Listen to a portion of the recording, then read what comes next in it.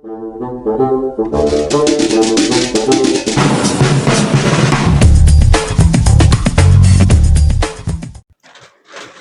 add some fractions. We have 1/2 plus 1/3. Tinuruan tayo na kapag tayo ay nag-a-add ng fractions, hinahanap natin yung LCD or yung tinatawag natin na least common denominator. So if you have your least common denominator already, you divide it by, let's say you have your 6, 6 divided by 2, that is 3. Times 1, 3.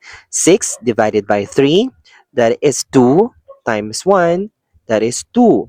Then the answer will be 3 plus 2 is 5. Copy the denominator. So the answer for this one is 5 over 6. Pero, mayroong another way to solve this fraction or to add fractions. Yung tinatawag natin na butterfly method. So, ang gagawin mo lang is you multiply this one, 1 times 3, and then copy the addition sign.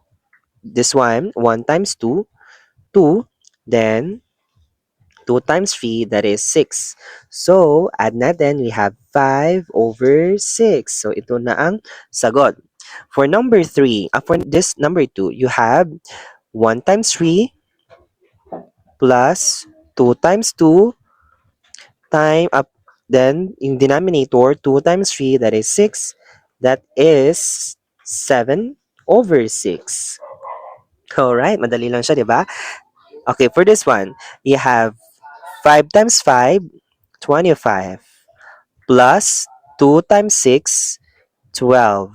6 times 5, 30. So, the answer for this is 37 over 30. Pero ito, improper fraction ito silang dalawa. Pwede po itong ma-simplify to mixed number. Depende. Pero ito ay correct na sagot na naman. Okay?